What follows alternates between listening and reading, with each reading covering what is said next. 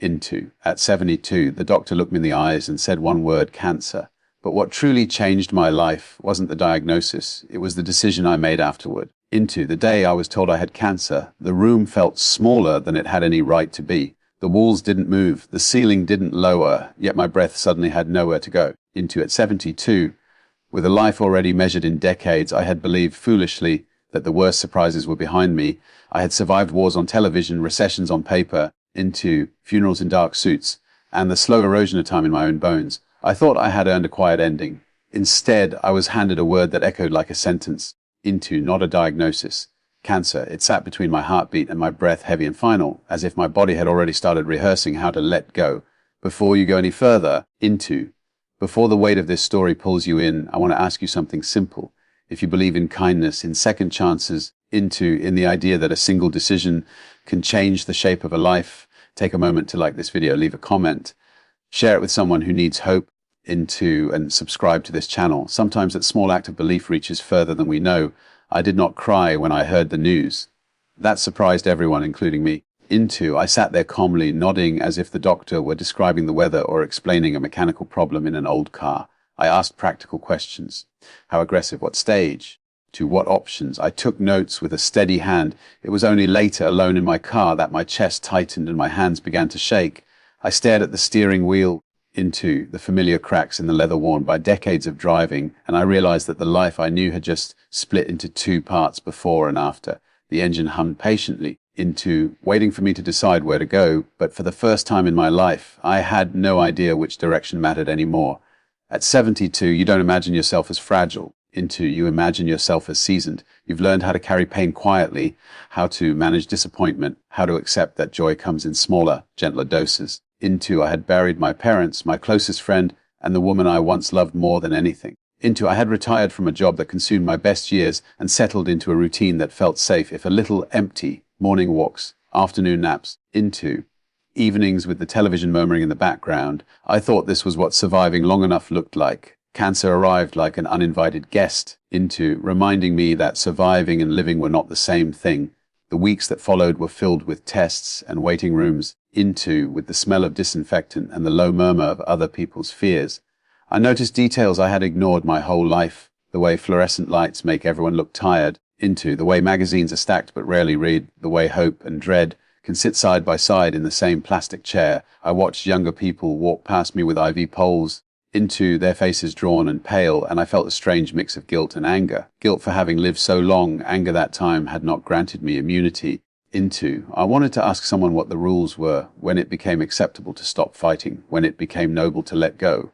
No one offered those answers. At night, sleep became a stranger. I lay awake listening to the clock tick, each second loud enough to feel like an accusation.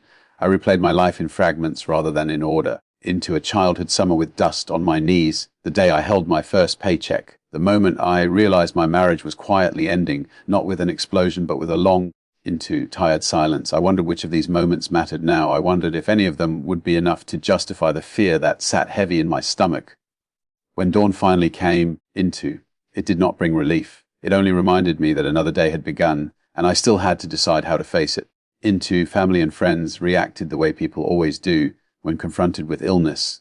They tried to be strong for me, which meant they avoided the truth. They spoke in optimistic phrases, told me about miracle survivors they had read about online, reminded me of my strength, as if strength alone could negotiate with cells gone rogue. I smiled and nodded, grateful for their concern but isolated by it. There is a particular loneliness that comes with being the sick one, a sense that everyone else is standing on solid ground while you are treading water. Try not to let your exhaustion show. The treatment plan was laid out with clinical precision. Months of appointments, side effects listed like warnings on a dangerous machine. Fatigue, nausea, pain.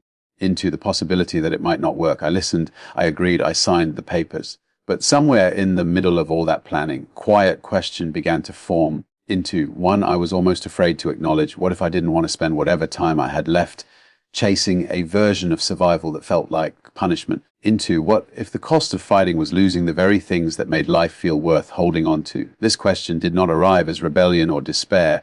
It arrived as clarity. One afternoon, after a particularly long appointment, I sat on a bench outside the hospital. The sun was warm on my face, and for a brief moment, I felt almost normal. into a child laughed somewhere nearby. A breeze moved through the trees, carrying the scent of leaves and distant traffic. Life was happening, indifferent to my diagnosis. And in that ordinary moment, I realized that fear had been making my decisions for weeks. Fear of dying, fear of disappointing others, fear of being seen as weak. I had been living as if my life belonged to the illness instead of to me. The decision I made did not come with drama or grand speeches. It came quietly, firmly like a door closing behind me. I decided if I was going to fight, I would do it on my own terms. And if I was going to lose, I would lose having lived, not merely endured. This meant changing more than a treatment schedule. It meant changing how I approached every remaining day. I began by telling the truth, first to myself, then to others. I admitted that I was afraid, that I was tired, that I did not know how much strength I had left. To my surprise, honesty did not make people pull away. It drew them closer. Conversations became deeper, more real. We spoke less about outcomes and more about moments, less about winning and more about meaning. I learned that vulnerability, even at 72, could still open doors. I simplified my life. I stopped doing things out of obligation and started doing them out of intention. I let the house be a little messier. I cancelled plans that drained me and kept the ones that filled me up. I returned phone calls I had been putting off for years. Not to settle old scores, but to say what I should have said long ago. Gratitude, regret, forgiveness. Words that feel urgent when time stops pretending it is endless. There were days when the treatments left me weak and disoriented, days when my body felt like it belonged to someone much older. On those days, I allowed myself rest without guilt. I learned that rest was not surrender, it was preparation. And on the days when energy returned, even briefly, I used it deliberately, a slow walk in the park, a meal cooked with care instead of convenience, sitting quietly and letting memories surface without rushing them away. One of the most unexpected changes was how my relationship with time shifted. I stopped measuring days by productivity and started measuring them by presence. Was I here, truly here for this moment? Was I noticing the warmth of the cup in my hands, the sound of my own breathing, the simple fact that I was still part of the world? Cancer stripped away the illusion of control, but in doing so it revealed something else, attention. When you pay attention, even ordinary moments can feel profound. Of course, there were setbacks, there were scans that brought bad news, nights when pain broke through my calm, mornings when I woke up already exhausted by the idea of facing another day. I would be lying if I said the fear disappeared. It didn't, but it changed shape. It became less about the end and more about the middle. Less about what I might lose and more about what I could still give. I found myself drawn to small acts of kindness, the kind that require no strength or planning. Holding a door open longer than necessary, listening without trying to fix, smiling at strangers who looked like they needed to be seen. These moments did not cure me, but they anchored me. They reminded me that even in illness, I was not just a patient. I was still a participant in the quiet exchange of humanity.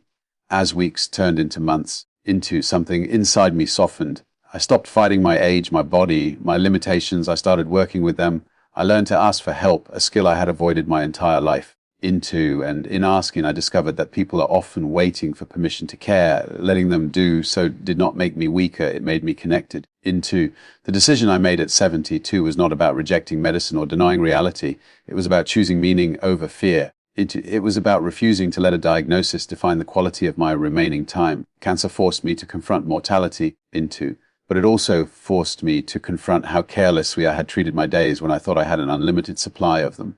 If this story has touched something inside you so far, if it has made you pause or reflect, I want to ask you to do one small thing right now, like this video, share it with someone who might need it, and stay with me until the end. Your engagement keeps stories like this alive, reaching people who may be standing at their own crossroads. As I look back now, I can see that illness did not shrink my life. It focused it. The noise fell away. What remained were the essentials: connection, honesty, presence. I do not know how much time I have left. None of us ever truly do. But I know this. The decision I made gave me back a sense of ownership over my days. It reminded me that dignity is not found in pretending to be fearless. But in choosing how to show up despite fear. Near the end of this video, I will ask you to leave a comment, not out of habit, but as an act of shared humanity. Think about what this story stirred in you and be ready to put it into words. There is a strange peace that can come from facing the truth head on. I did not find it all at once. It arrived in pieces scattered across ordinary days, in laughter that surprised me, in tears that finally felt honest, in the realization that life does not need to be long to be full, but it does need to be lived deliberately. If this story touched your heart if it reminded you of someone you love or of something you have been postponing, please take a moment now. Like this video, comment below with what stayed with you and share it. Your engagement is not just support for this channel. It is a reminder that stories still matter, that connection still matters, that even in the face of illness and uncertainty, our choices can ripple outward in ways we may never fully see. And before this story ends, I have one last special request. In the comments, write one thing you would choose differently if you were truly aware of how precious your time is. Just one.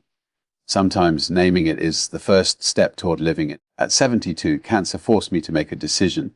But the truth is, that decision is available to all of us long before illness ever knocks on the door. To live awake, to love deliberately, to choose meaning even when the future feels uncertain. And that choice, more than anything else, changed everything.